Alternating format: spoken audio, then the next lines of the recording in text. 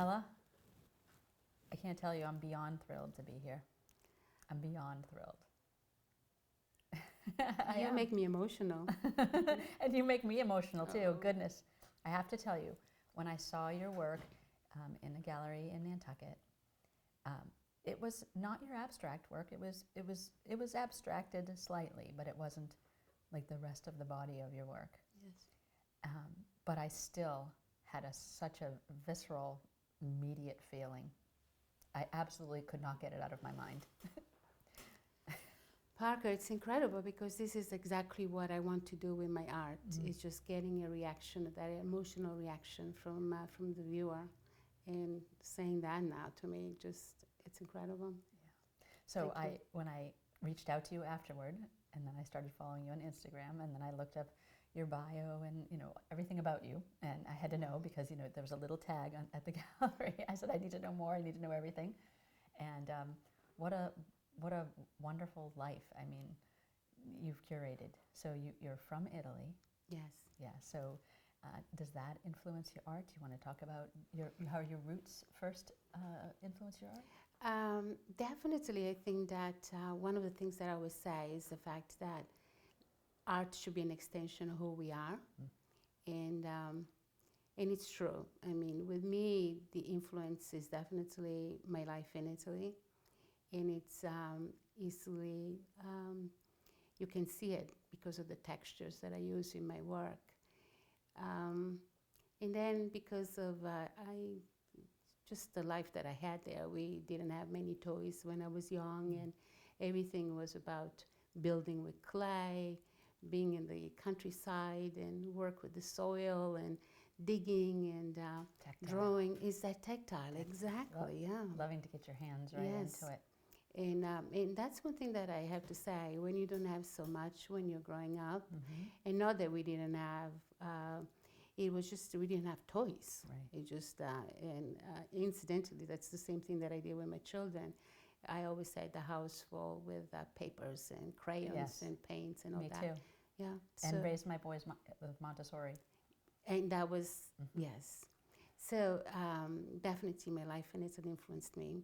Yeah. And my grandmothers a lot because... you have a family of painters, visual artists and musicians. And so your whole nest growing up, your whole incubator there is filled with the arts. And isn't that incredible though? Because what you do with your life, it really influences the family, the children. So I think that was probably the biggest influence.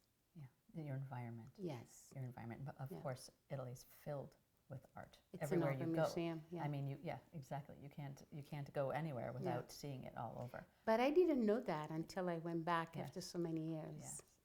And there's still art everywhere. I see art everywhere. I mean, I'm looking, because I paint and do all of that too, but I see shapes, I see color, I see form, I see everything, like almost like a walking fingertip. Sometimes I feel so stimulated because I just notice the details of everything. It's just how I process everything, Yeah, I am too. Yeah. I'm the same way. It's not easy to be that way. No, it isn't. I wish I was a simpler person, actually. My mind is continuously on the move. Yeah, I have said the same. And for every little thing I can see there, I can create something with it. Mm-hmm. And to your point, when you were talking about, your childhood not having a lot of toys, anytime my children, when they were young, not that they did this often, but if they ever said that they were lacking of something to do, if they ever did, I would say, that's fantastic. What an opportunity to be creative. Let me know what you come up with. Yes. So true. There are so many stories because at one time when all these different things going on in this country, different people fighting at the stores at Christmas time, and for a certain toy, my daughter says, "Why don't we have the same thing?" But I said, "You make it," and now they're all really good artists. In different ways. Yeah. Are both your children artists? Alexandra does textile art, and she lives in Virginia, and she's wonderful with all of her creations. She just doesn't stop. Yeah. Does she paint on silk, or what kind of a textile art does she make? She does a lot of quilting, paint on fabric, creations of, I mean, she does paintings with textiles, Yeah. so kind of like collage, really. And she creates little dolls. And her children are exactly the same way, our granddaughters Well, and I grandsons. think also it's you didn't have the fear. Well, maybe you probably had some fear, as Yes. all artists do Yeah. and all people do with things, but it's a little easier, I think, sometimes. Well, now I'm editing that too, because maybe when you have everyone as artists, the level's set pretty high in your family. But I was thinking about the environment for your child, you know, that she was free. I guess I'm not going into fear, I'm going into freedom. Yeah. That she had a sense of freedom because of your approach to art, and you had Yeah. some freedom to express yourself that way because of your environment. You think that's true? Yeah, that's true. That is true. Yeah. Where a lot of people grow up in environments where if there's no art around or no encouragement for art, they may start to be free as children, but you quickly stop doing that. Yeah. But I think also, like in a case with Alexandra, and I'm talking about her, is just the need to pretend playing Yeah. without having too much, but going around the house and getting little pieces of paper and making the library, like going to the library. This is the little card I'm giving the dolls, and making her. I mean, it was amazing, just the level of imagination that they had. I feel all children, well, I feel everyone is an artist. I agree. And I feel the children are the ones who have no inhibitions at that point until I agree. that one or two people say something that makes you definitely. have the self-doubt. But Definitely. And we work our whole life to get back to that child life. And that's what Picasso said. When I have to say that the biggest inspiration to me are children. It's just watching, especially with a little granddaughter, that I spend more time with her because they live nearby, and just watching the way she has the freedom. Yeah, and she has a beautiful name. What's her name? Valentina. Valentina. Valentina. Valentina. Yes. Valentina. And she started to paint since she was 13 months old, and with so much freedom. And I mean, her work looked like John Mitchell's work. You know, it's. And that's what I was telling my husband. I said it's almost like you want to go back to that stage when you were a child, and just do it for the pure pleasure. I remember a point when my oldest son, was painting, with markers, and he was sitting on the canvas, and it was larger than he was, and he was probably about 4 maybe, and he didn't distinguish between the canvas and his body. So he was in, I think, maybe just a pair of underpants, and it was painting everywhere around him, including on his body, through his body. And I think a lot of mothers would be like, oh, and I was like, that is the most beautiful thing I've ever seen. Is he was, talk about being immersed in your art. He was completely immersed in the art, and how beautiful is that? It was. Yeah. And now we try to do the same thing ourselves. Yeah. So talk to me about, your home is filled with art, not just your art, but art in general. It's very artful. I love your chandelier. I love your dining room. I love, coming in through here. I would take a couple hours before I even got to your studio, just appreciating your sensibility. But tell me about the abstract pieces that you love, that you're doing now, that really fuel your soul. Well, abstract is just that. Very difficult to do, for sure. Abstract. Yes. Yeah. A lot of people think it's easy. Oh, No, a child not could do at it. all. Or that happened to me with one of the galleries. She had a piece and she returned it, and she said, "I'm sorry, Nella. I don't want to offend you." But one mother came and she said, "My son could have done that." And I said, "No, I'm not offended." Yeah. In fact, I said, next time someone tells you that, make sure you say, yes, your son probably could have done that, but can you? Right, because by the time you get to be an adult, it's very hard to be that loose, that free, and that listening to your own voice. Exactly. So how can you just get that voice, those feelings, and put them on canvas, just with color and motion?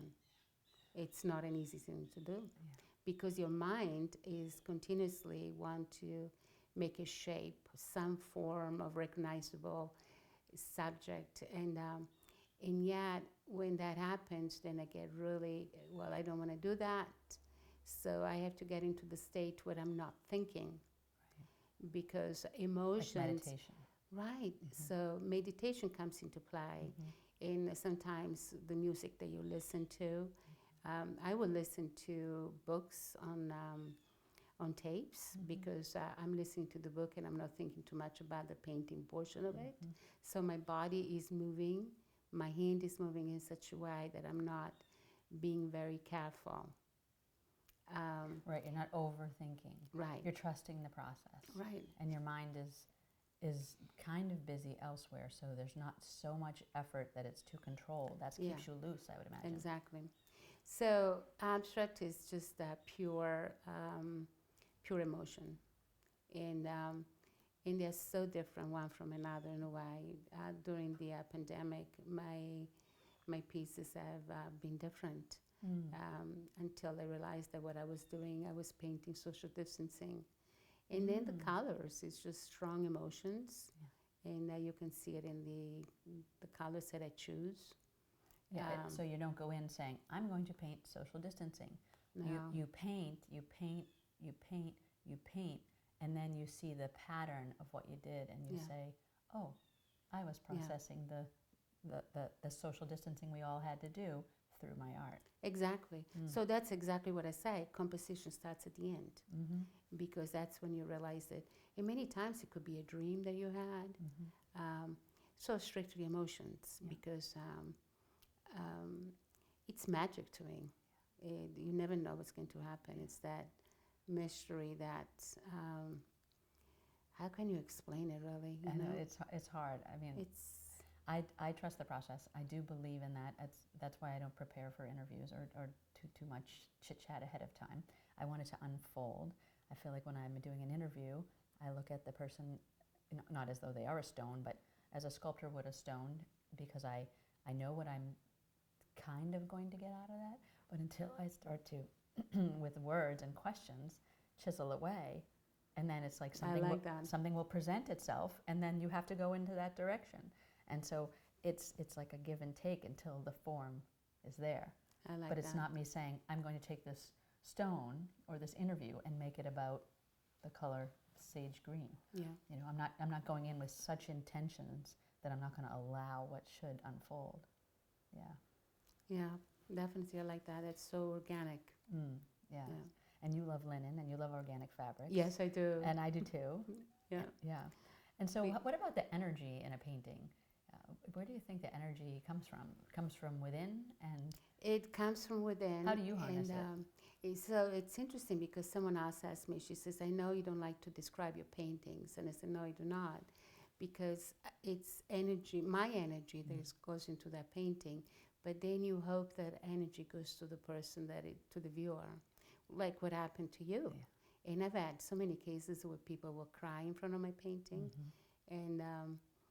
And a lot of my collectors, they're very emotionally attached to the work.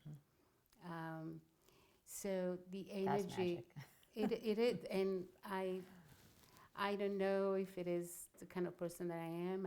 I love nature. I love life, really. And so everything that goes into it, it's all mine. Right. And when I see what it's created, I'm even amazed sometimes. I do that with poetry sometimes, where I say, wow, that's really good. I don't know where it came from, and I don't really remember writing it. It just came out, or something like that. Do you ever feel like that? Like you're just so involved in the process, and so just going with the flow, really, literally, that it's like you're amazed at your own talent afterward that way, but without being pretentious or arrogant. You're just like, wow, what a gift to be able to like have it come through you and out that way. But you realize what you just said, though, because it's that energy. How powerful is that? Imagine if we all felt that way, and we could put it to work, and rather than worrying about all the other things. But it's so important, and this is what we have is it's our mission to give that to others and to let others know that, guys, you can really change things by having that energy from you Right. in going to the outside and taking care of others. I can't explain it fully, but I really believe that what we have can really change the world. I really truly believe that. And if we can do it with art and we can show children how to use that energy by whether it's writing, dancing, music, painting, it's all important because you are creating that energy field around you that is going to go to others, it's going to affect others. Yeah. And so many of those different modalities, like the painting and the dancing and the singing and all of those things, it's all because we're not just one-faceted beings, we're multifaceted Yes. with all these senses. So when we exercise those, when we use those, when we share those, I mean, that's where the ripple of... Yeah. It really humbles me when I think about it, you know, because we are all connected that way. And we can be connected even more so if we can allow others to see that and to feel that. And I think what you do with your profession and being an artist as well, you are reaching so many people. And I feel like I do the same thing too by, you know, the podcast or whatever, all the organizations that I belong to. And we need to reach out as many people as possible with what we do. It is important and it matters. Right, yeah. Especially now. Yeah, especially now. Yeah. Do you ever think you could have been, like, you're a full-time artist? Yes, I am. And your work is not just in your home, your work is around the world. Yes. And it's in galleries in Boston area. Yes. And you have a studio in Boston also, right? Yes. And did you ever think, at any point in your life, did you think, I think I'll be I'll be, I don't know. You know, Anything else ever occur to you besides being who you are? That's a gift to be able to just be who you are and express that. Yeah. It's interesting because when I was young, I never thought I was going to be an artist. I wanted to be a doctor. And I was accepted into medical school. And I still had that hunger to know, to always research. So that's, you know, I think that actually that goes hand in hand with art because it's always discovering, always wanting to know more. But anyway, art was not, I could do it, but it was just matter of fact. I never thought, you know, someday I'm going to be an artist. It happened organically, it just happened that way. I always drew, I always somewhat painted, but nothing, you know. As just like a side, right. You know, hobby. Hobby, exactly. And especially when my People children don't like were that young. word, hobby. No, that's exactly what it was. And that's why it's, even with some of the artists that I work with, I said, you know, just you have to identify what is that you want, because it's okay when you're in your 20s or you're a teenager, but as you get older, what do you want to do with your art? Do you want to pursue it and you go into galleries and sell your work, or you want to do it as a hobby? It's okay, whatever way, but there are different things that you need to do. If you want to be a professional in the arts, then there is a lot of work to be done. You don't just say, I paint part-time. I mean, I work 40, 50 hours a week. And you paint every day? Yes. Lately, because we were doing some work in the house, so when I don't paint, I do other things, which is writing and poetry, stories, and I just have to get rid of that energy that I feel. Yeah, I know that feeling. You need to do it, and you need to do it as part of your own process, as part of your own being, is to get it out. I was thinking on my drive here, you know how they call it an outlet? Yeah. I was thinking it's letting it out. Yeah. An outlet is letting it out. That's true. It just occurred to me on my drive here. Maybe it's simple, I don't know, but I was just thinking, you have all these different outlets. Yeah. That's because there's something inside of you, and we're all born with a unique something inside of us. And I think when you were talking about, I lost it, but I mean, there's so many things that, I don't want to interrupt too much, but because now it is a give and take, but there's so many things that you say that just like spark. I mean, if you ever graphed any of my conversations, it would not be linear. It would be much more of the, connective tissue all over the place, but I could still find those connections between everything. But That's a skill. Yeah, but so many things that you said just sparked other thoughts in me that I could have completely. I'm not a linear person either, so. And so what do you want people to know about you? Or, I don't know, is there something that you think, if they knew only one thing, it would have to be this? What an important question. I don't know if I could answer it if someone asked me. Yeah, I don't try know. maybe. I try. I mean, art to me is a vital necessity. So it's part of who I am. Yeah. I could never do without it. Right. I have no problem. I love winters, for instance, and I know that other people say, winter, oh no. I said, but I love being in the studio. And you don't feel like you have to go outside and gardening and do all the extra things. And I'm here. I can be here weeks at a time, just without going out, besides going to the supermarket. What I'm saying is I'm completely concentrated, and I love being this way. That's my world. It's what makes me happy. So the only thing that I can say is that it wasn't my dream to be an artist, but when probably because I was doing it all the time, when I saw how art was moving others, and I approached the abstract more than the traditional, more representational work. That's when I really found myself. I was in the abstract world, and then I realized I can't do without this. And at that point, I knew I was the artist. But well, vital. You called it vital. Yeah, yes, that's a serious word. Yeah, It really is. That's life. And when you're being. in that zone, you really are not. You don't think of anything. You don't think of eating, drinking, and I have to keep my jug of water because otherwise I forget. And that's losing yourself completely. Yeah, and I love that feeling. So to me, if somebody had to know something about me, it's just whatever it is, if you can just find what makes you happy, fully happy, that reaches your soul, then it's imperative that you do it. I think about Aristotle saying that happiness is an activity of the soul in accordance with virtue. I think about that a lot during my life. Yeah. That the virtue is your truth, right? Yeah. And it is an activity of the soul. So there's some action there. It's not a passive thing.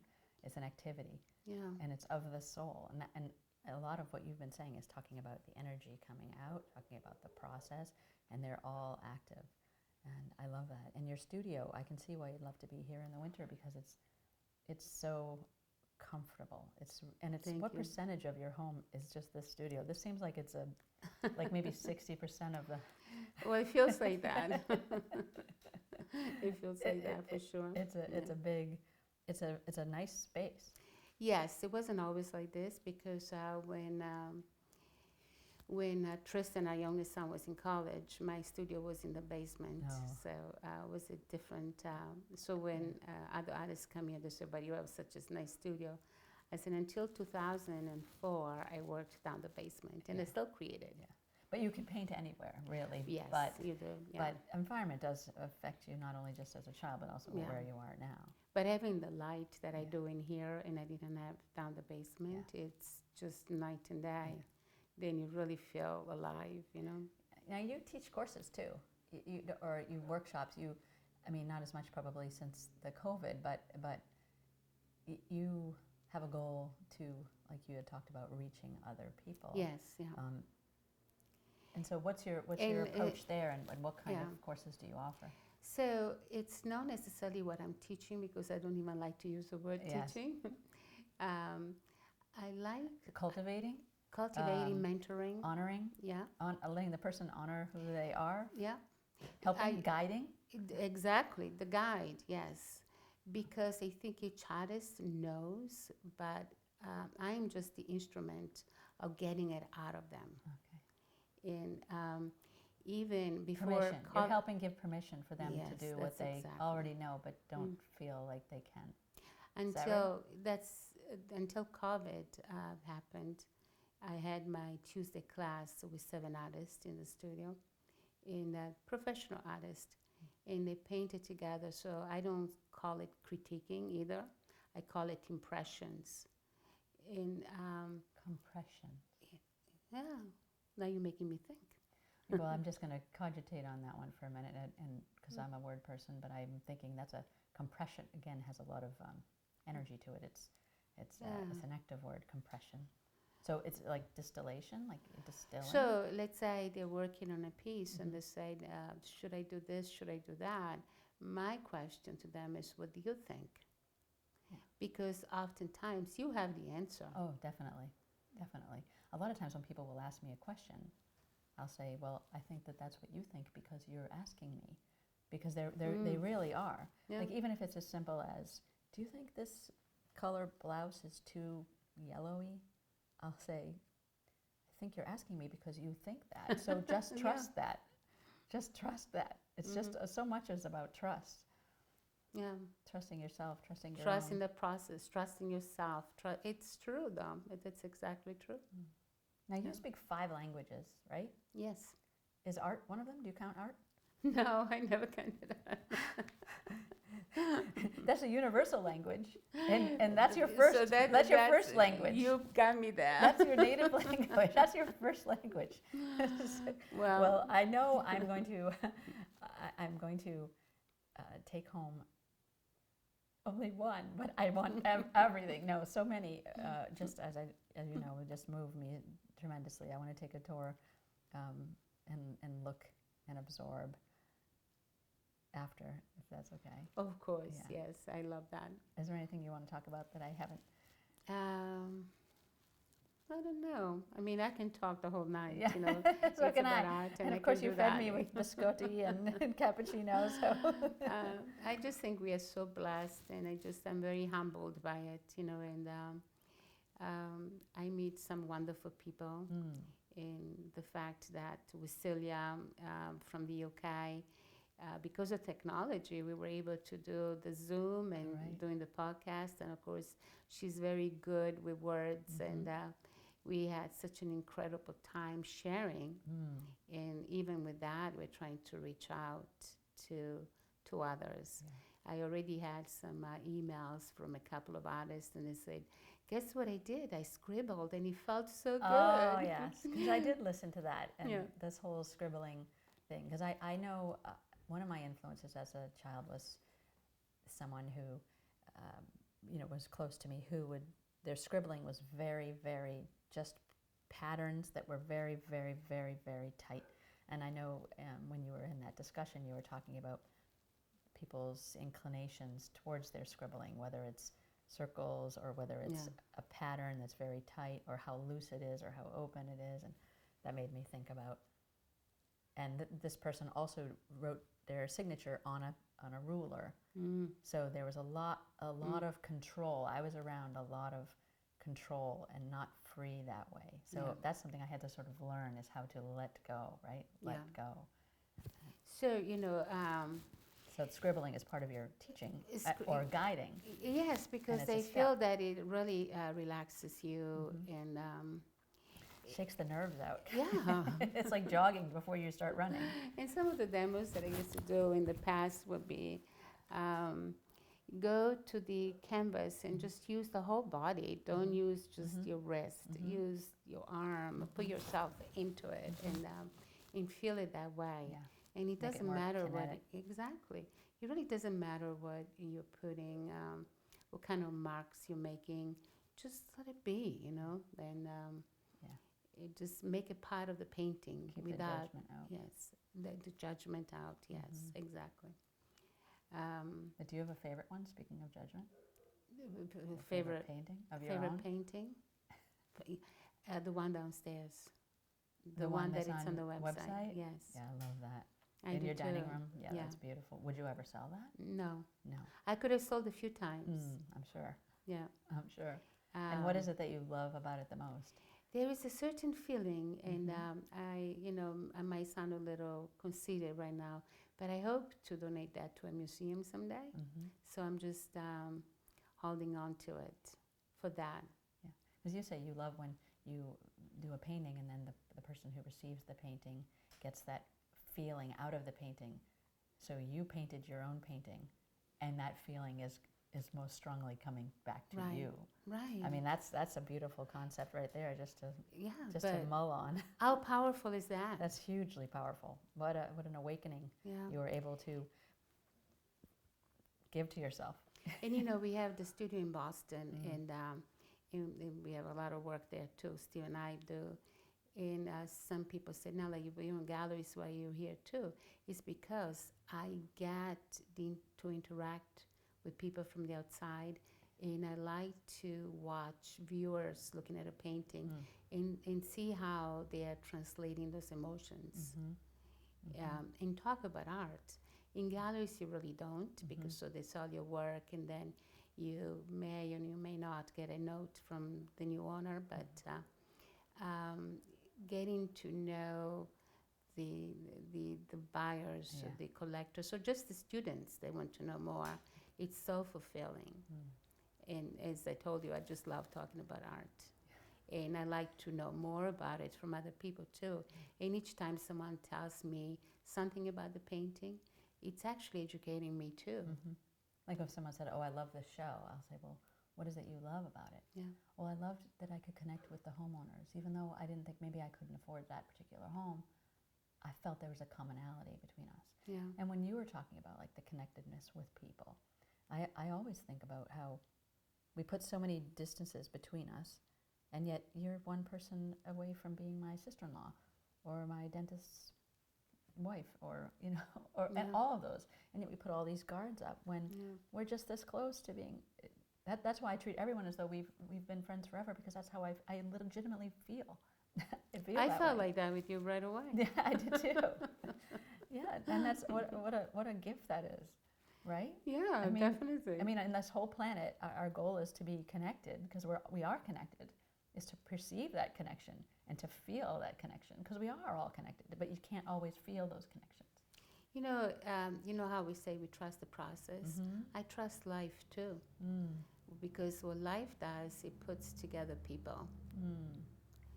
And I met you because you were at the gallery.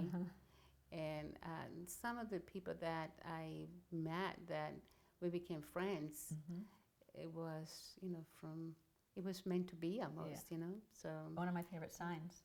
This is friend in sign language. You know sign language too? Is yeah, that one of your languages? No, I do not. Very little I wouldn't things. be surprised if it was. Very little things. But isn't that fun? Yeah. I love sign language because Yeah.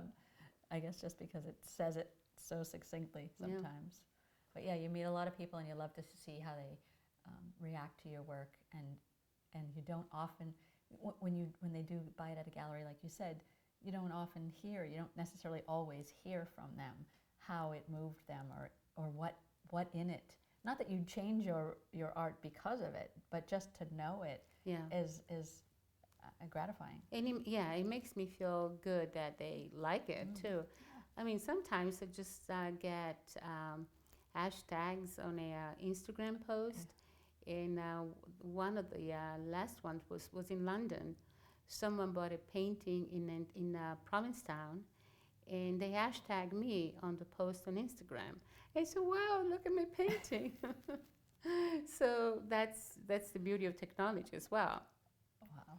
So that's it kind of validates what I feel. And I met Steve on the way here, your husband. Now he's also an artist, engineer, and obviously very supportive in you. Yes. I mean, yeah. Did you happen to just give him a painting and that's how you guys met, or?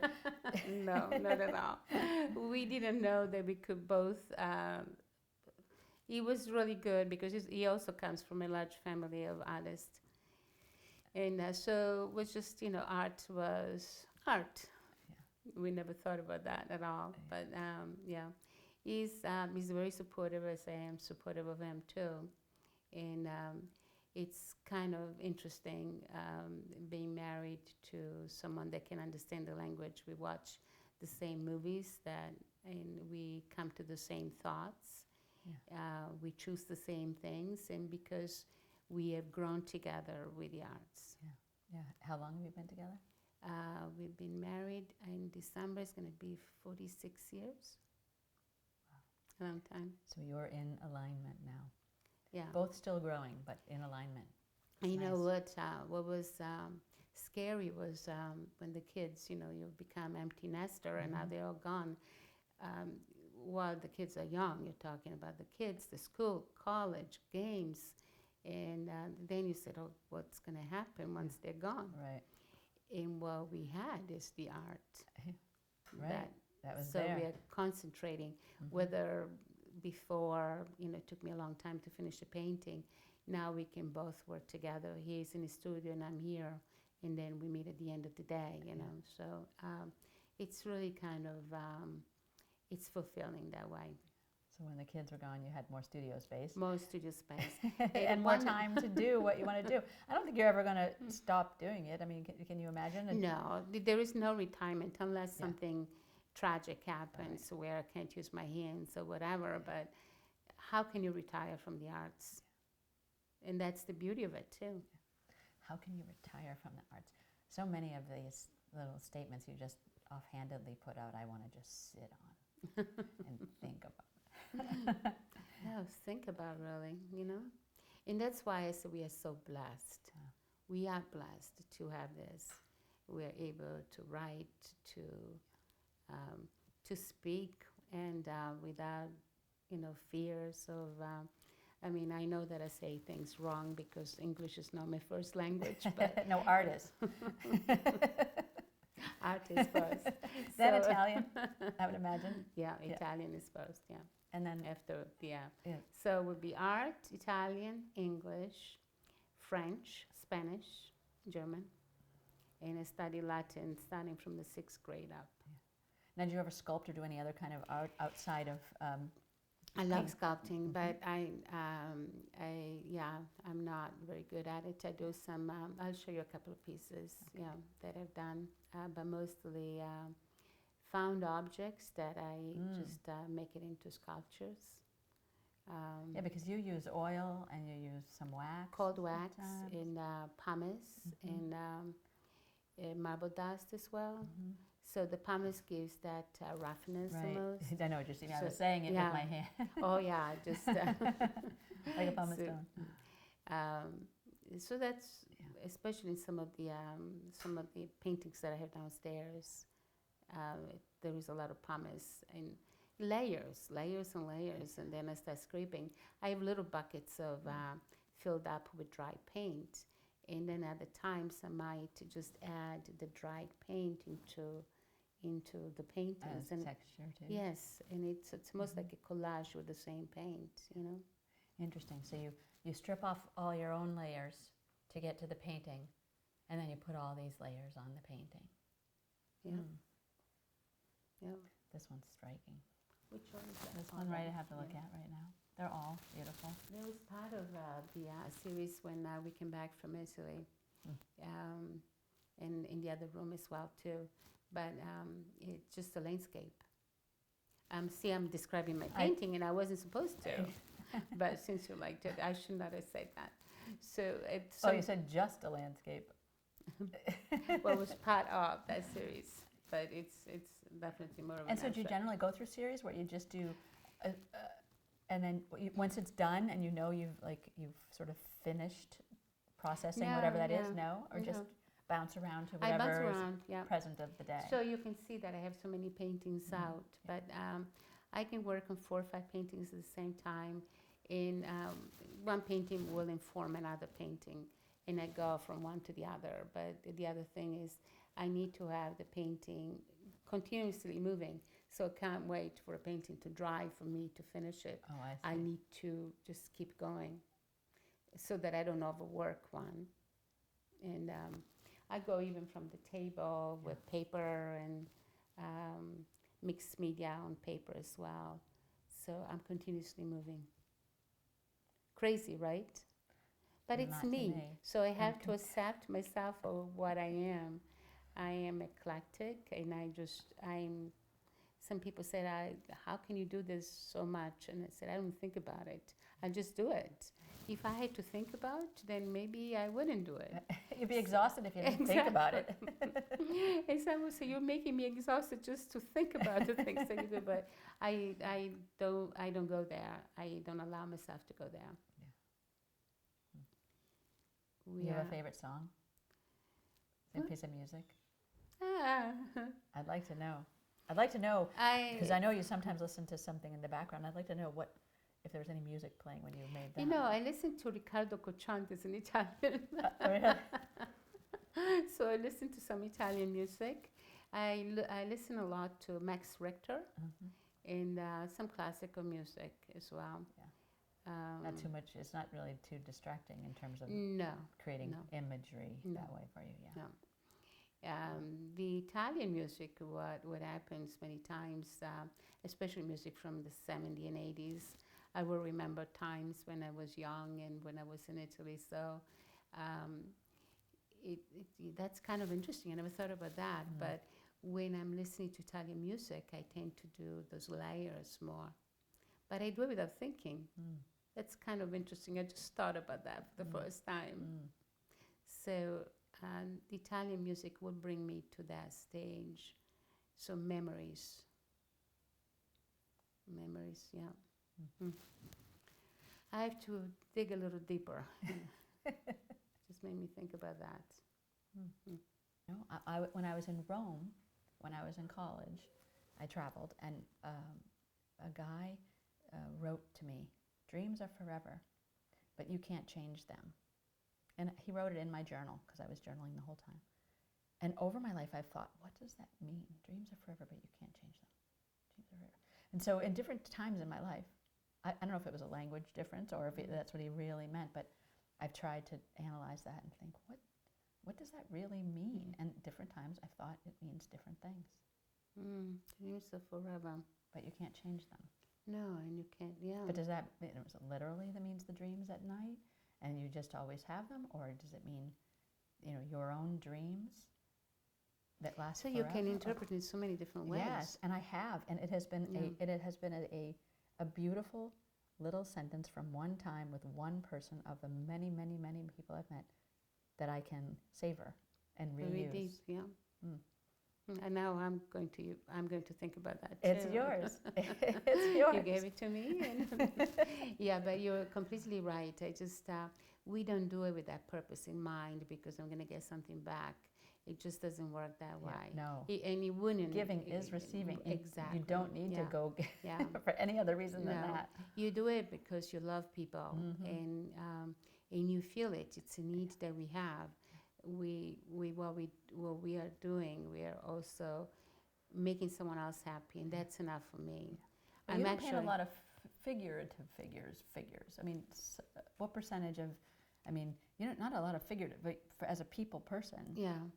I do. I have figures sometimes underneath other paintings, and it's just, it's interesting actually. I had an abstract, and the collector that had he says, "Nella, I would really like to know what kind of painting you had under this painting," and I found it because I tried to take photographs, but I don't always remember to do that because and when I sent it to him, there were two figures. You mean during the process? Yeah, during the process. There were two figures under this abstract. One time, and I remember also the way it was, Steve came back home from work, and he said, "Oh, you're doing dancers in this particular painting." And I said, "Well, with me, you just never know." The next, he comes back the following day, and he says, "What happened to the dancers? They're gone." So they were part of that painting. Yeah. Well, they weren't really gone, though. But they were not really gone, but still part of that core of that. So that's what my work is. It's I have figures and anything else. They're all populated. I have villages, and you can see little hints of, and I write poetry and quotes and whatever comes to me in that moment. but then I have to remember it. So if I have a painting in Boston, and many people say, "What did you write there?" And I can't even read it. So that's Now, you introvert or extrovert or both? both. Yeah, I'm just right of center. Most people think I'm really extroverted, Yeah, but I'm just right of center. yeah, yeah. It I feel I feel the same too. So Yeah. I love people, but then I need my time Yes, to let it all just Yeah. like filter through. I love being alone, but yet I love people. Mhm. Exactly. So I can't have people all the time. Yeah, same. But also, my friends also know that I'm not a telephone person. I can't be on the phone for hours like some people can. I just can't do that. Yeah. Just with my family, the same thing too. Really? So but if I have to be on the phone, then I will be scribbling. I will do something else with my hands. So what's the final thought? It's not the final thought for you or for me forever, but just for now, so we can take a tour of your studio and have dinner or whatever we're gonna do. I'd probably stay the rest. I wish I had done something different today, and I would have made a nice pot or something. That's not your final thought. No. You wish you made some pasta sauce or something. What is my final thought? Let's not underestimate who we are and what we do for the reasons that we do it. Everything that we do is important. That's the no mistakes part. Even those mistakes, and mistakes are necessary because we learn. Everything As an artist, has meaning. Yes, Basically, is what you're saying. Yeah, exactly. Yeah. But everything is meaning. So don't take it for granted. And even when you feel blocked or you feel sad, take that as an opportunity. I mean, even this pandemic has been an opportunity for me, an opportunity to have some quiet time and do other, like I told you, I was baking more or more time together with my husband, more time to do other things. But even more so was just the thought, how precious life is, how anything can happen at any time in just an instant. A recalibration of what's fragile. important. Yeah. And of course, you got that whole social distancing series that you didn't even know was happening. So everything affects everything. Everyone affects everyone. That's why be kind, be loving, be grateful.